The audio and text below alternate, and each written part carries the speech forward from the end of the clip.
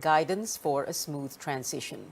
Officials from the Office of the Vice President gave Mayor Duterte's team a tour of the reception house where Robredo's office is located, as well as Ben-Hur building, which houses the OVP's administrative units. The visit comes after the transition teams of the outgoing and incoming vice presidents met virtually on Wednesday. Now, as the 18th Congress comes June 30th, Amor Santos has that story. Veteran lawmaker Franklin Drilon brought colleagues to tears as he bid goodbye to the institution he has served for more than 2 decades. There is a time for everything, a time to work and a time to rest. And after being in public life for more than 35 years, I am stepping back to my private space. Still, Drilon offers his expertise whenever he could be of help. Senate President Tito Soto is going back to his first love. He tells CNN Philippines he's putting back up his recording studio. Soto shared an artist and a politician do have some common ground. Both of them must be able to discern the tempo of the times.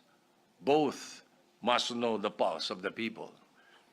And finally, both the musician and the politician must understand that their work becomes meaningful only when it redounds to the common good. From National Police Chief to lawmaker, Senator Ping Lacson also caps off 5 decades of public service. Yes, I'm finally going home and allow the evolution of our country's long line of legislators to take its course. On social media, a glimpse of Lacson's civilian life. He asked fellow outgoing Senator Kiko Pangilinan about farming peppercorns.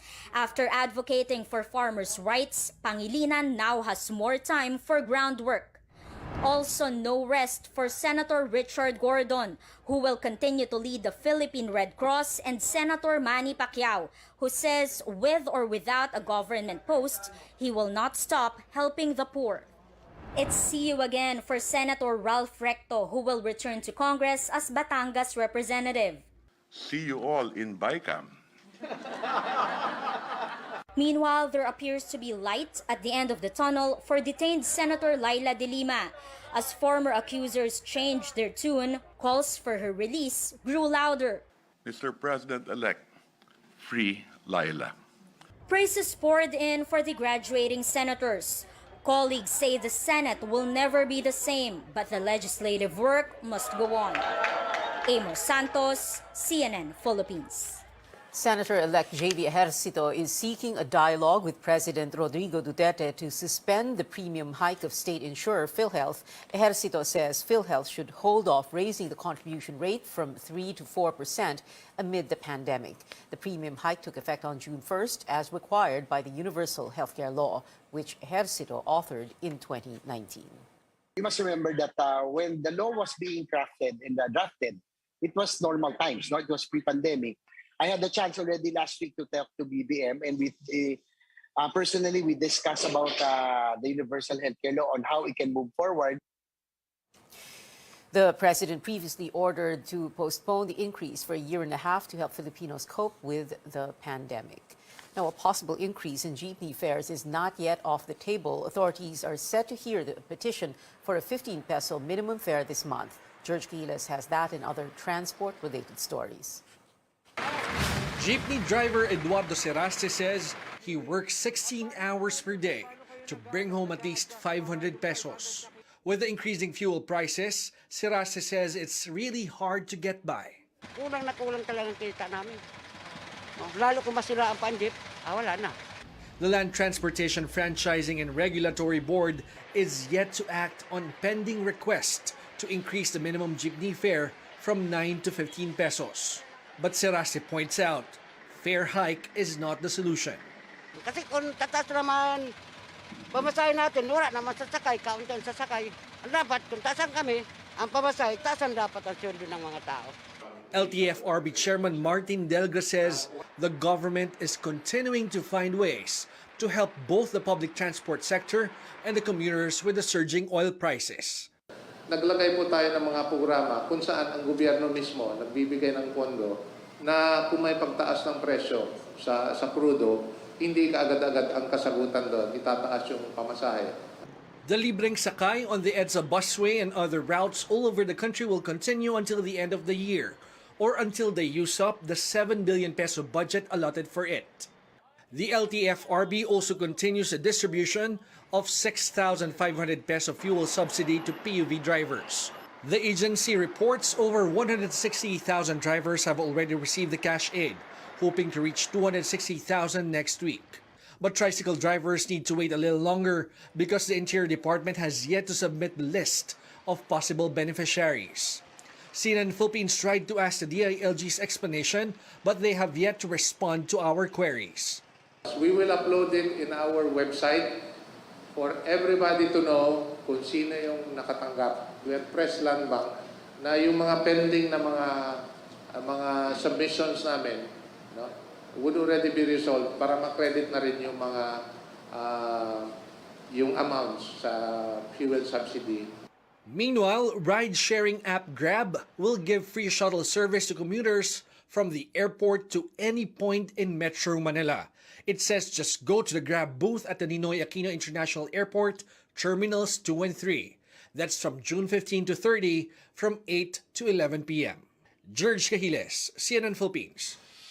Coming up, yet another Omicron subvariant has been detected in the country. The two cases have no travel history. And Russia's war in Ukraine now hitting closer to home with the price of bread about to rise. Details right here on CNN Philippines.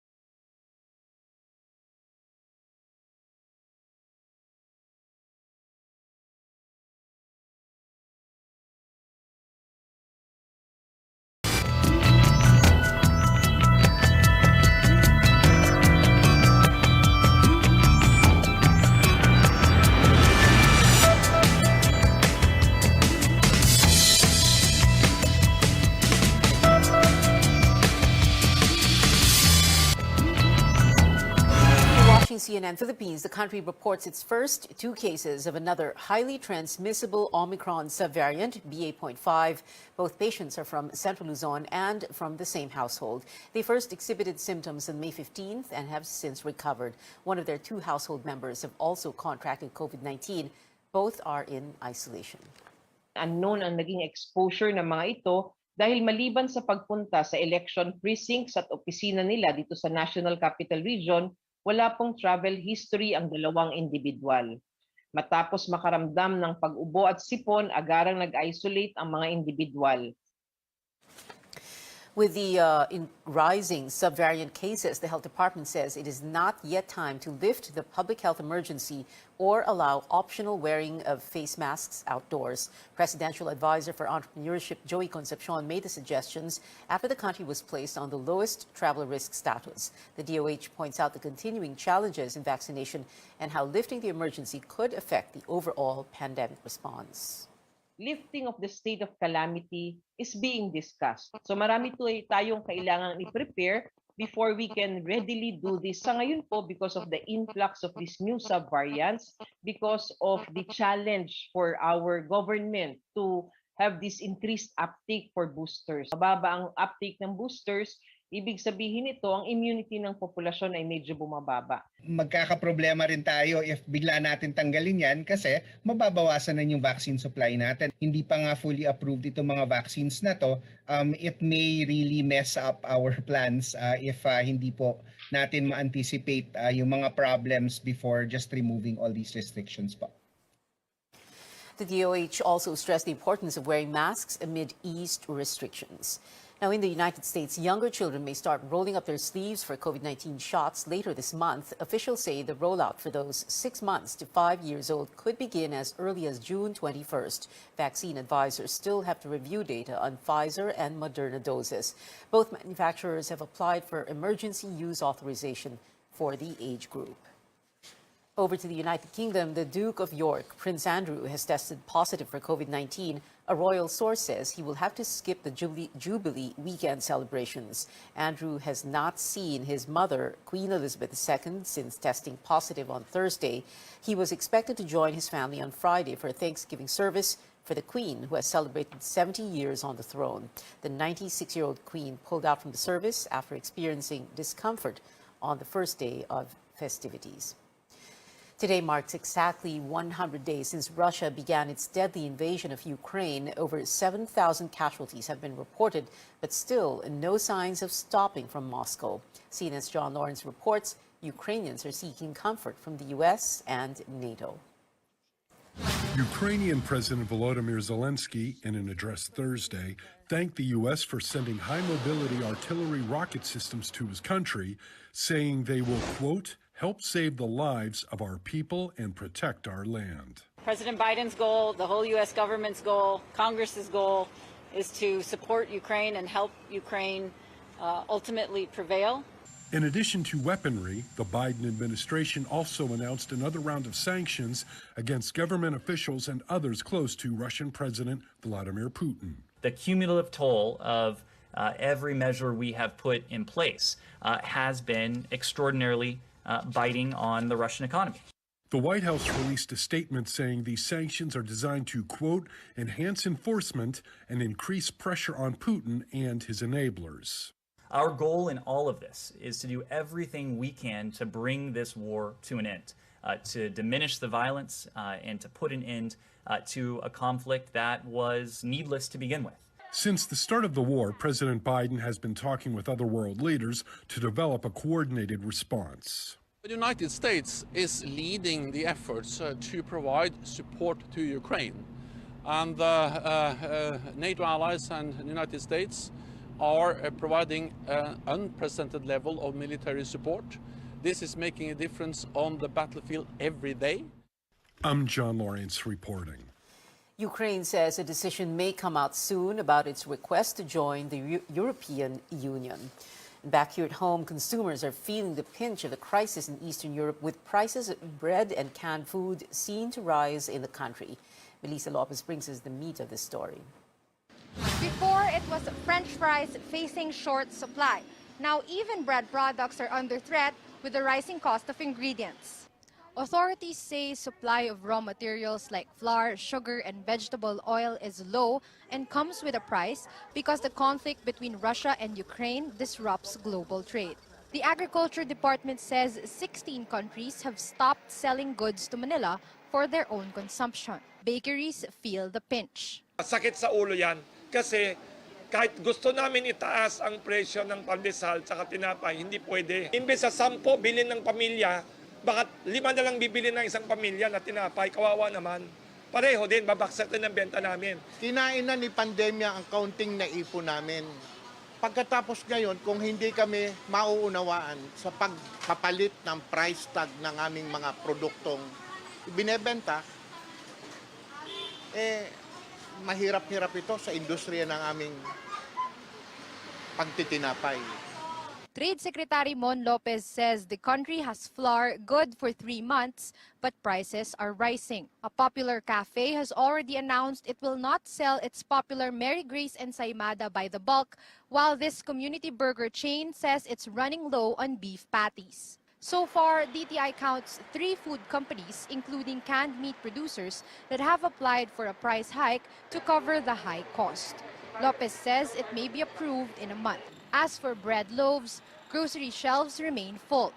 But Supermarkets Association President Stephen Kua says prices are bound to keep going up. Ang household sugar in the supermarket shelves about 10 to 15%. Ang laki nun. Everybody needs sugar, right? Kua says canned items like meatloaf have increased in previous months too. The Agriculture Department appeals to countries supplying raw materials to lift the export ban to prevent a global food crisis. Melissa Lopez, CNN Philippines. 100 billion pesos. That's how much damage African swine fever has brought to the economy. Almost 3 years since the outbreak, at least 10 localities are still fighting the virus. Carolyn Bonkin reports. Stop swill feeding, a reminder posted on Zamboanga City's Facebook page asking hog raisers not to give food scraps or kitchen waste to pigs. It's one way to stop the spread of the African swine fever that has killed at least 500 hogs in the city. Kumain po sila ng karne, tapos infected po yung karne. May sobrang pagkain, nilagay dun sa hinugas, and then ipakain po nila sa baboy nila. So one way of transmission po ay yung swill feeding po or yung hinugas. Last week, the city declared an ASF outbreak affecting 5 barangays. The city's assistant veterinarian is asking airlines to help screen passengers carrying pork products.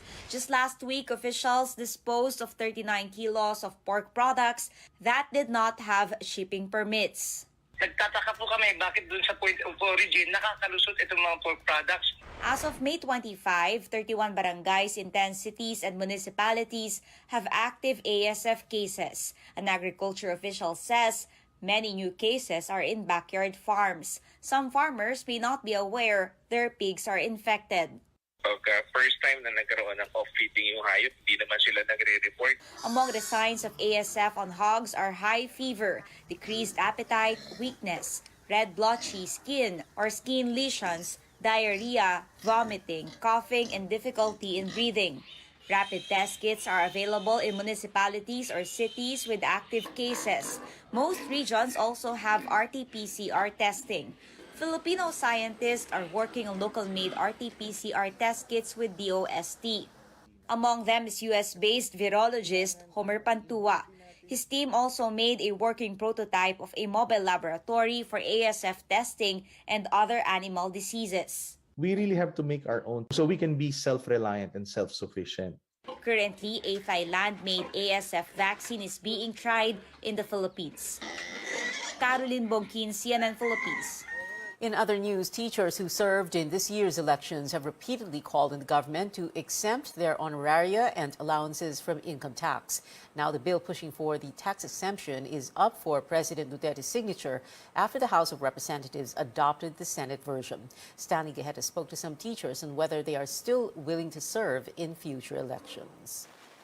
Grade 10 teacher Romaldo Gamilla has served in 5 elections, being a Department of Education supervisor.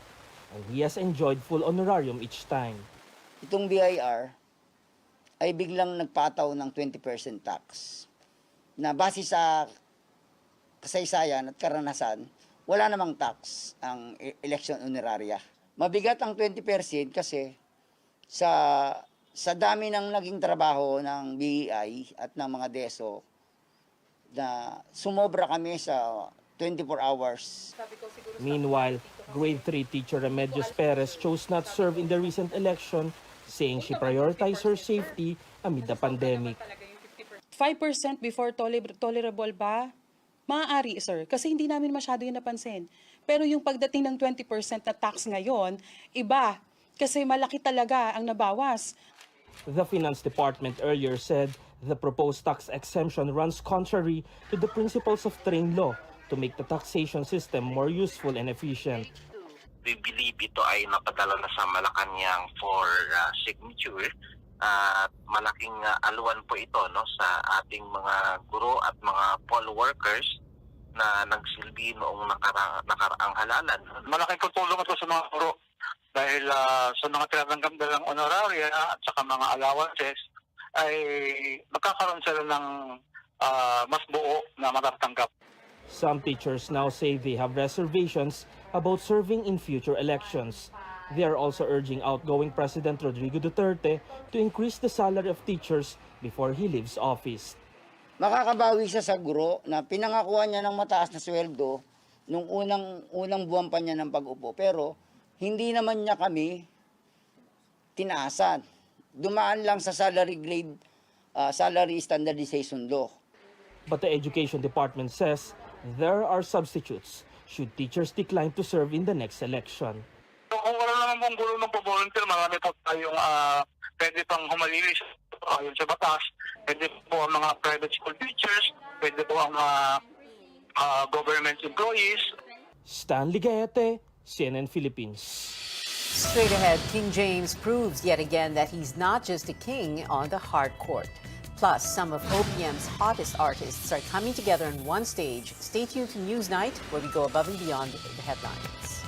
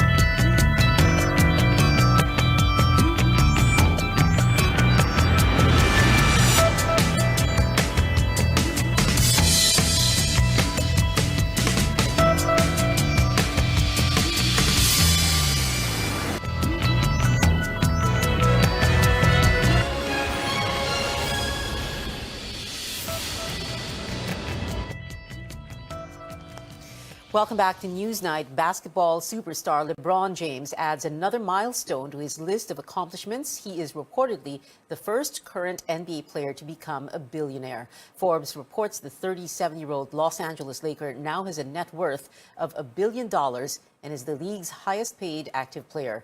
Now, before him, Michael Jordan was the only other NBA athlete to hit 10 figures, but the man called the GOAT became a billionaire after retiring.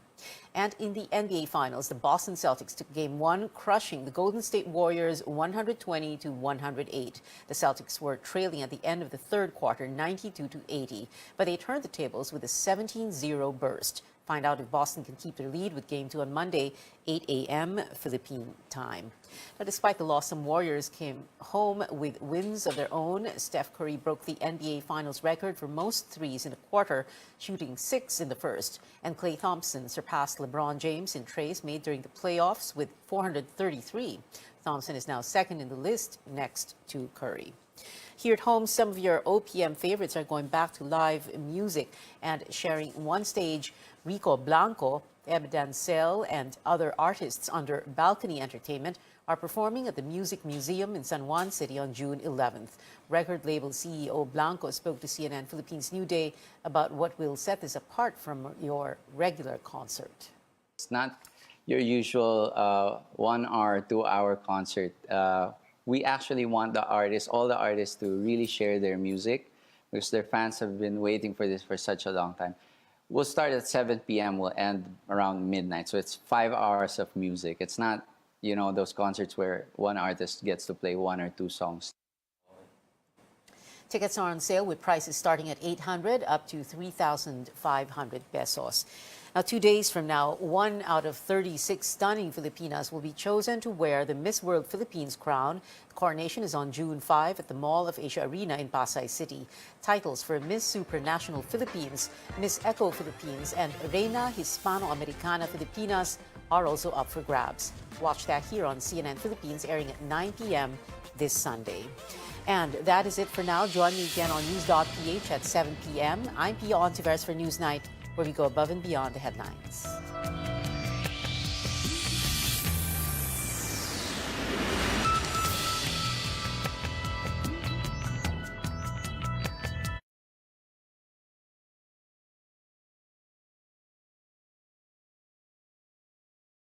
DZKI-IRIGA welcomes CNN Philippines to bring you the latest news you can use, news you can trust. Listen to Newsnight, weekdays, 6 p.m.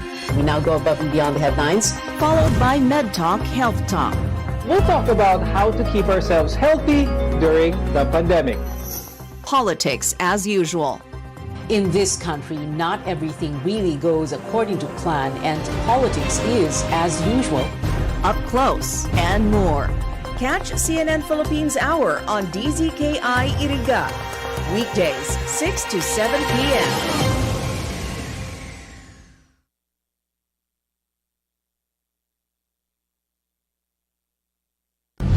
First on radio, DZKI-IRIGA. Kumakalat breaking tweet ni at hindi ito scam. All caps, gamot sa cancer? Question mark. Miracle tea exclamation. Mapa stage 1, stage 2, stage 100. First 100 emoji to DM will be healed with good hair.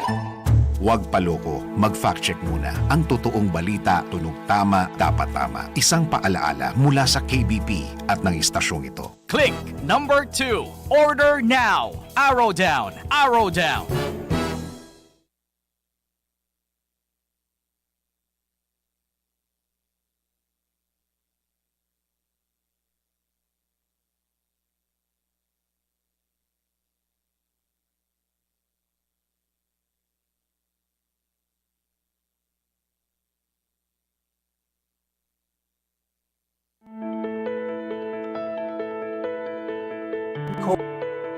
COVID-19 restrictions. People are definitely getting people excited in to their go golden out this years summer who due have to been lowered cooped up for a long time restrictions. And this includes orders. If you fall under this age group, you should watch out for long-term activities that could potentially injure you or fracture your bones. Today on the program, we'll talk about bone fractures and how to keep your bones healthy from injury. I'm Dr. Freddy Gomez, and welcome to Med Talk Health Talk on CNN Philippines.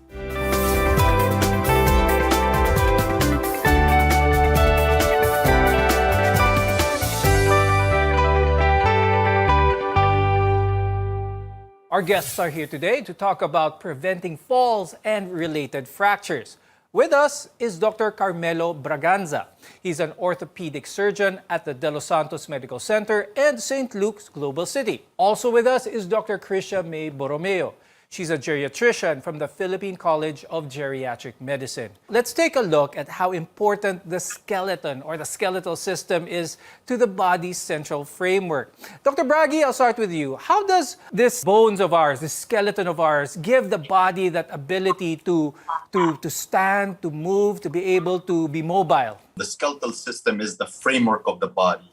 It provides attachment for our muscles and the ligaments, and it protects the vital structures like our brain and our heart and our lungs. When it comes to aging bones or aging skeletal system, Dr. Krisha, can you talk something about that? At what age does our skeletal system change? As one ages, our bone mass naturally ages as well, and it decreases. So for example, at age 50, women have a 50% to have fractures. And while men, on the other hand, at 50 years old, only have a lifetime risk of 20% to have fractures. So bone loss accelerates at age 50 for women. For men naman, it accelerates at age 65. Pero this acceleration continues throughout one's life. Dr. Bragi, when it comes to that point in someone's life when they're 50 years old, what physiologically changes when it comes to the strength of our bones? Become weaker at a particular age, 50 for the females, 65 for the males.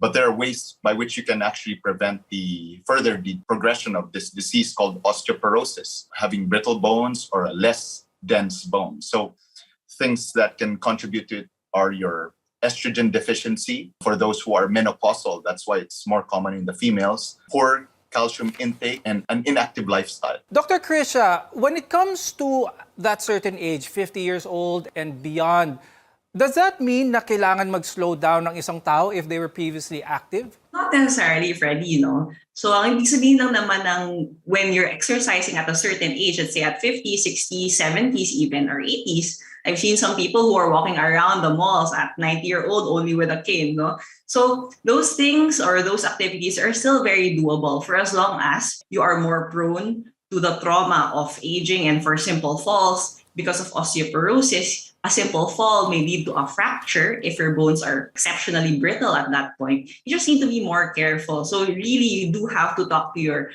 primary care physician or your doctor to check if your bones are at risk. Dr. Bragi, let's talk about fractures of the bone. What are the more common ones? What should our viewers know? The more common fractures are the ones that come from your trauma, from a fall or an accident. You may also get other types of fractures which are from overuse, those who exercise too much or move around too much with a poor diet. These are the stress fractures. You can get them in the feet. You also have your osteoporotic fractures, which are from the less dense bone. Is there something significant where someone would know that they have a bone fracture as opposed, let's say, to a sprain? It can be difficult sometimes to differentiate the two. That's why when in doubt or once you have an injury, like in an ankle sprain case, it's best that you just get x-rays to have it checked. Dr. Krisha, when it comes to these risks at a certain age, is there any way to prevent this? What are some of the key factors that makes, like what you said, a 90-year-old being able to still walk around even with a cane as opposed to someone who's 55, who's barely able to be mobile? For example, if you're a parent or you have a history that your mom or your dad had a fractured hip, or if you're currently smoking, if you've been taking steroids, if you have rheumatoid arthritis, or if you have a secondary osteoporosis, even as simple as a malabsorption, yung hindi ka maka-absorb proteins and other food properly in your gut can cause malnutrition, especially yung mga tao na may chronic liver disease. Will everyone at a certain age get osteoporosis? Is this inevitable? So the osteoporosis as you grow older is not inevitable. So we usually gain our peak bone mass kasi in our third decade. Sa mga 20-year-old, 20 to 30s, ganyan. That's where we usually achieve our peak bone mass. So kung ano man yung dinala mo at that age, yun na yung kinakarga or yun na yung puhunan mo for the rest of your life. It's not mean to say that if you do not exercise at your 20s or your 30s,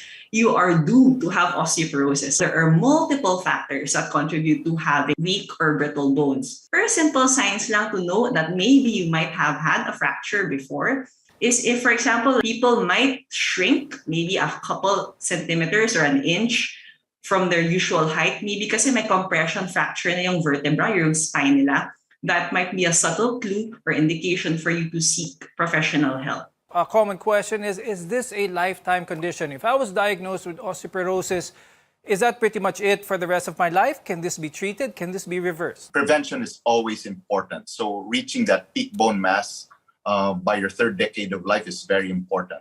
But ways to counteract or treat osteoporosis is actually simple activity, a good diet, and calcium supplementation. In some instances that the osteoporosis is severe, then you can consider medication for that. Coming up, we'll discuss the potential causes for the common bone fractures at a certain age and their complications. Only here on MedTalk Health Talk.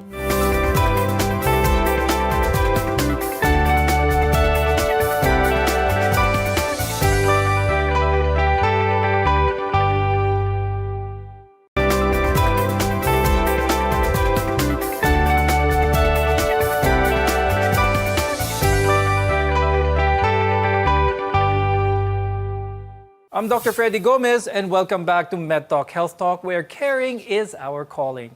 Another important part of our skeletal system is our joints, and they're made up of cartilage. They help connect your bones together, which helps in a person's movement. And as we grow older, though, the cartilage in our joints go through some wear and tear, causing the bones to painfully grind on each other. This condition is called osteoarthritis. Dr. Bragi, how common is osteoarthritis among older individuals, and how do we know if we have it? It's very common, Freddie. You can see it a lot in our older patients who have deformities in their knee. The way they walk, sometimes they limp. So it's very evident, and it's one of the most common complaints that we have in our elderly patients. So one thing that can really help them is actually your exercise and increased activity levels, because when we activate the muscles around the joints, especially the knee joint, it can help prevent the discomfort they feel. What are some of the factors that contribute to someone developing osteoarthritis? Is this preventable? Is this mostly genetic? Porosis is the porosity or the density of the bones. Yung arthritis naman, joints yan sa kasukasuan. So pag pinag-uusapan na po natin yung kasukasuan or yung joints, the risk factors are age, like the osteoporosis. Age, usually exponential increase na to at 50 years of age and older. So middle-aged adults kasi they're equally affected. After 55-year-old, we see more women in the clinics complaining of masakit yung balakang, masakit yung tuhod nila, ganyan.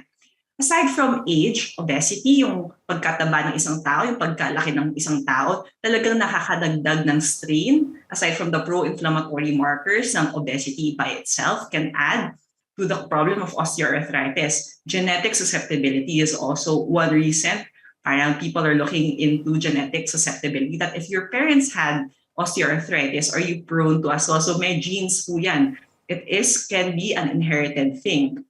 And certain occupations, for example, are farmers. For example, are construction workers na akyat baba ng tuhod nila, akyat baba ng bewang nila. Yan, yung mga pro athletes who run miles and miles. Ayan po. So, yung mga certain conditions or certain activities that we do or occupation that we do can predispose one to osteoarthritis. Now, Dr. Bragi, for people who are diagnosed with osteoarthritis, are they also more prone to bone fractures as those with osteoporosis? How does this happen? With osteoarthritis, this particular type of arthritis, it has some thickening of your bone in certain portions. So you're not actually prone to fractures because of the osteoarthritis, but I would say it's a risk factor because if you have pain in a particular joint, the thing that can happen is you have pain and you can get into an accident. You can trip, or since you're avoiding weight on that affected extremity, you can lose your balance and fall. So makes you more prone to falling.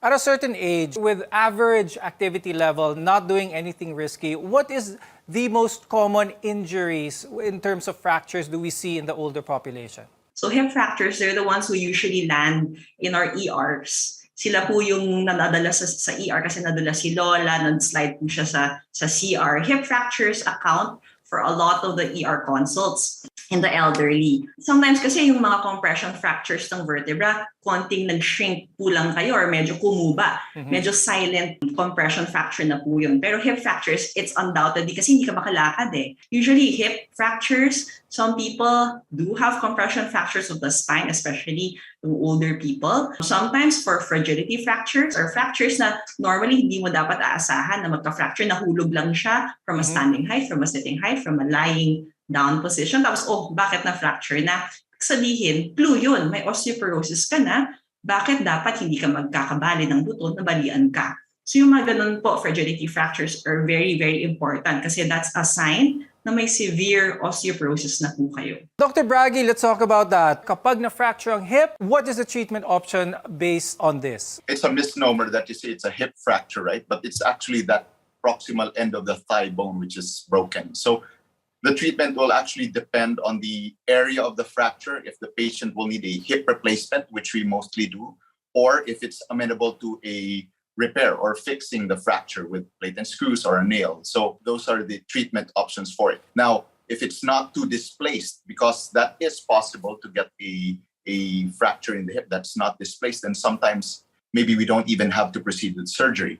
But I cannot overemphasize some of the things that Dr. Akrisha said a while ago regarding the complications associated with a hip fracture, because those are the things that can lead to increased morbidity and actually death. No? So you can get your bed sores, pneumonia. Our patients have altered sleep-wake cycles. They have lack of appetite, even depression. So that's why we want to address these hip fractures as soon as possible. Dr. Bragi, what's the most important factor here in determining whether this patient with a hip fracture is eligible for surgery or not? Yeah, as much as possible, your patient should be medically fit to undergo a procedure, right? So either way, if your patient proceeds with surgery or does not, then at least have some exercise for them while they are lying down. Because the reason you want to do the surgery for your patient is so they can be mobile and try to do the things that they used to do, even if it's just simply going around in the house. Because you have different patients, right, that they just stay in their house. You have your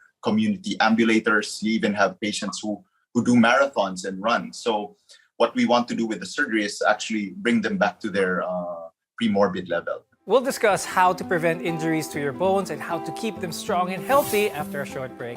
Your care is our mission here on MedTalk Health Talk. We'll be right back.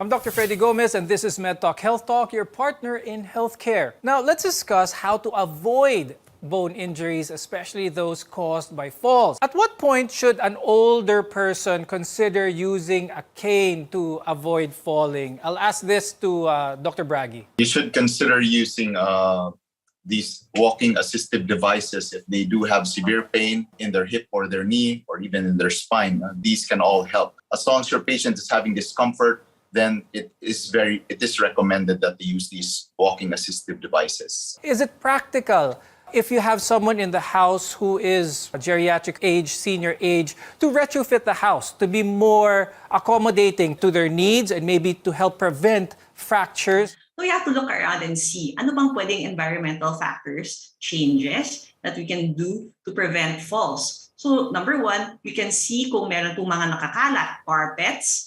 Maybe there are mga wires na nakakalat lang, pwedeng mahulog or matapilok yung pasyente or yung matanda natin. Yung mga pang-akyat po ng hakbang ng kailangan ba niyang humakbang para makapasok po sa isang kwarto. Meron pong ramp ang harapan ng ating gate para hindi na kailangan umakyat or umakyat matataas na hagdanan. May railing, may banister ba? Especially sa CR, ang dami na po nating mga narinig na horror stories na okay, this day, pero dahil nadulas sa CR kanina, meron po tayong mga fractures na nai-incur. Dr. Bragi, do you have any tips for us on how to prevent bone injuries in general? One thing that can really help is actually just simple exercise, some simple exercises that can strengthen the legs and help maintain these patients' balance. So having all those railings around are actually very important as well, because as long as there's support in the house, then we lessen the chances of our elderly patients slipping or falling. Let's talk about the mental state of those who are growing older. Are those who are older, senior citizen, are they more prone to depression for that matter because of their lack of mobility for one? Maybe because of a fracture or just maybe because of osteoarthritis?